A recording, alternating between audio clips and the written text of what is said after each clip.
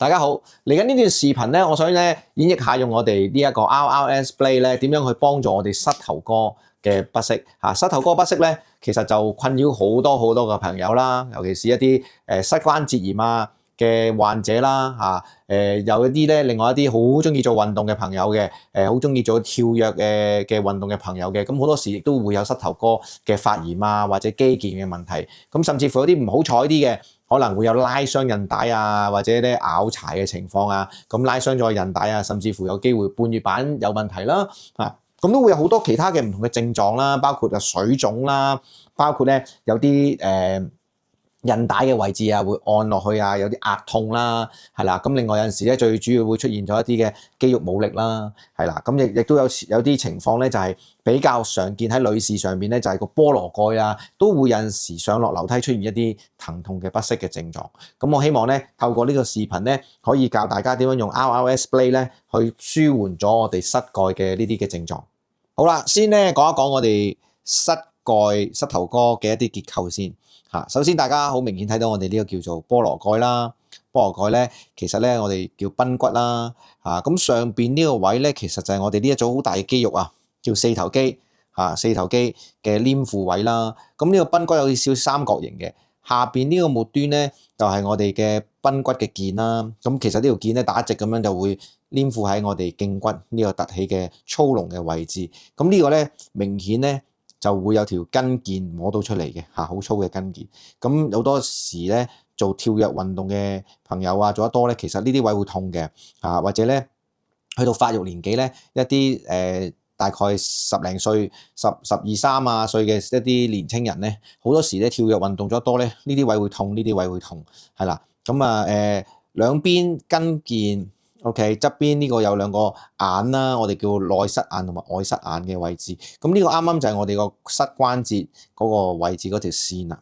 OK， 咁咧咁樣沿住呢個邊邊咧，呢度咧打直咧，我哋有一條嘅叫做內側嘅韌帶啦。咁而外側呢度亦都有條韌帶啦。咁喺我哋個腓骨頭連住外側有韌帶啦。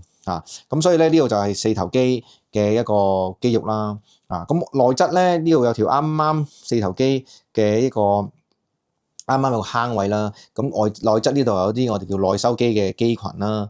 咁後面咧後面最主要喺度摸嘅話咧，就會摸到咧兩邊咧都會摸到一啲肌腱嘅腱啦，即係嗰啲筋腱啦。咁你內側咧就會摸到兩條明顯嘅肌腱嘅。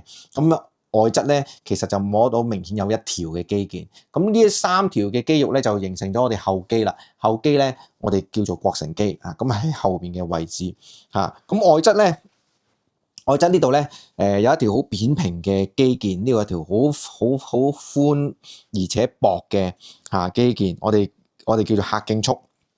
髂胫束咧由我哋嘅側邊嘅臀部位置延伸到我哋嘅脛骨前面，咁呢條筋腱咧都會咧係一個我哋平時平衡我哋身體嘅好重要嘅組織。咁嚟去咧，成個膝蓋嘅表面嘅結構就係咁啦。咁我哋而家咧先打着咗我哋嘅 RRS Blade 啦。咁如果有膝蓋嘅問題嘅朋友，我點處理咧？咁首先梗係放鬆我哋咧最主要嘅個四頭肌啦嘅位置啦。咁你見到四頭肌一個凸起嘅肌肉啦，我哋用我哋凹陷嘅呢個面啦，凹陷嘅面啦。咁樣順住個肌肉咧，去做一啲嘅筋膜嘅放鬆啦。咁可以好全面咁樣，成個肌肉群咧都做晒啦。去到外側都可以啦。因為外側呢個位置係髂胫束嘅位置啦。咁我哋直都去到嗰個，如果係差唔多到關節嘅位置咧，咁就可以停頓啦，就唔需要打到骨頭嗰個位置。係啦，咁樣順住啦呢啲位置。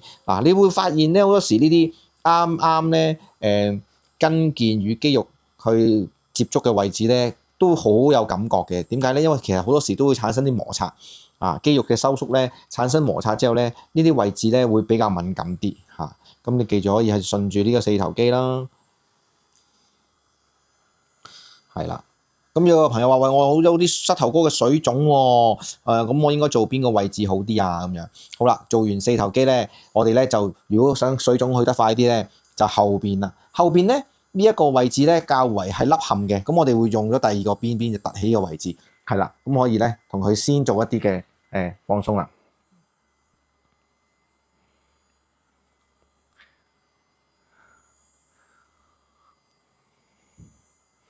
咁我哋避免咧去到最中間呢啲位置咧，會比較多血管啊、神經啊，咁呢啲位置我哋都可以避免咗去特別去推到嗰啲位啦，只可以喺我哋嘅肌肉嘅範圍做就可以啦。咁做完內側啲嘅可以試下轉手咧，就做外側啦。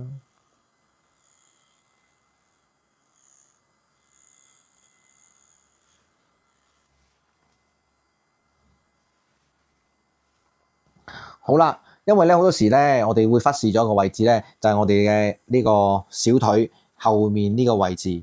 咁呢個位置咧，我哋都可以用我哋呢一個凹位咧繼續做嘅，即係靠位膝頭哥嘅位置咧都可以做。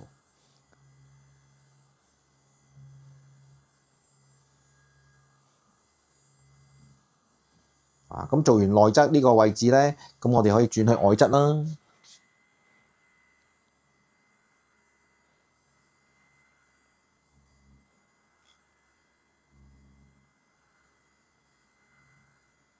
OK，咁成個基本上咧前前後後咧都順住我哋嘅表層筋膜咧做咗一啲嘅放鬆咯喎。咁我哋咧可以咧開始針對性啲做一啲比較深層啲嘅筋膜啦。咁首先我哋咧可以用我哋呢個凸面啦。咁首先第一個筋膜咧好多時咧就係要放鬆嘅咧就係近住我哋呢個韌帶內側嘅韌帶同埋我哋呢個咧內收肌同埋四頭肌咧啱啱呢條個坑位啦。咁我哋可以先打橫啲呢個 RRS blade 咧，沿住呢個凹陷位咧，先做一啲嘅特別嘅推拉嘅上下推拉針對性啲喺呢個坑紋位咧，做一啲深層嘅筋膜嘅放鬆啦。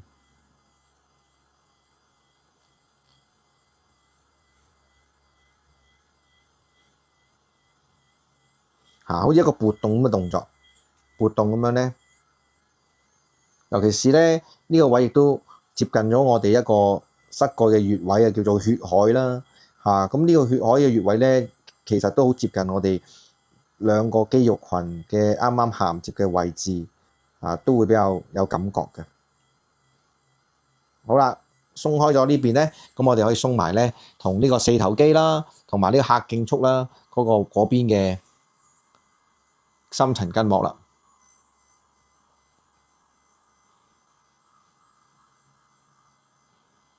咁有陣時有啲朋友咧話加啲按摩膏落去做會唔會更加效果更加好啊？其實係更加理想嘅，因為咧減低咗皮膚咧嗰個摩擦力嘅時候咧，其實當你做呢個動作推拉嘅時候咧，能夠更容易咧入到深層啲嘅位置啦。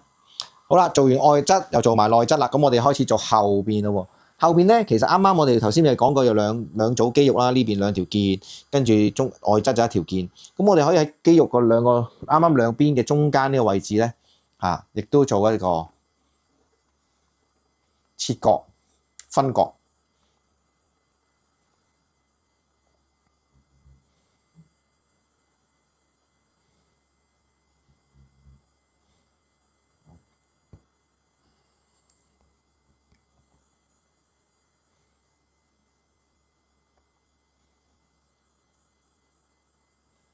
好啦，咁前前後後有深層嘅筋膜都俾你放鬆咯喎。咁我哋可以咧針對下一啲，譬如有啲痛點啦。舉個例子，譬如有髕骨嘅腱炎嘅朋友咧，可以用我哋最尖嘅呢個頭啦。咁喺髕骨嘅下緣呢個位置咧，做一啲嘅分筋去黏連嘅問題。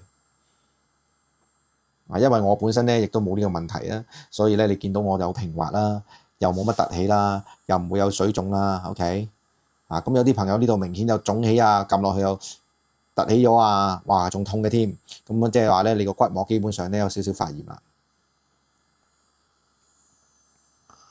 好啦，跟住咧內外塞眼咧，其實我哋都可以做少少刺激嘅，係啦，用我哋最尖尖嘅位置啦，內塞眼啦，內外塞眼啦。係啦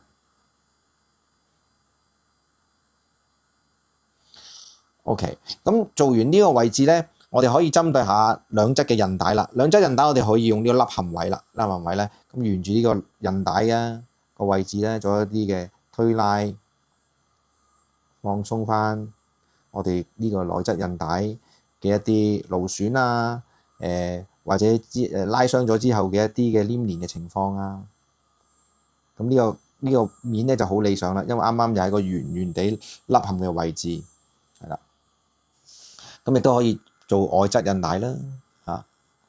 咁外側咧，你要留意到咧比較多骨嘅，比較多骨頭嘅位置，如果你坑到骨頭咧，你可以避開啲骨頭啦，做喺一啲韌帶軟組織嘅位置啦。不過比較少啲外側嘅韌帶痛楚係比較少啲嘅，通常痛楚我哋都會咧比較集中喺內側呢個韌帶位置，亦都好多時咧一啲退化性膝關節炎咧，首當其衝咧出問題嘅咧，都係呢一個內側嘅呢一個關節位比較明顯啲嘅，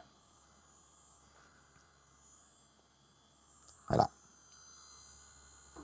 咁咧透過呢一個視頻咧，去針對我哋膝關節嘅一啲毛病咧，多多少少透過呢一個治療咧，好大功能地咧，好大程度上面咧，都緩解到你膝蓋嘅不適嘅。希望呢段視頻可以幫到你。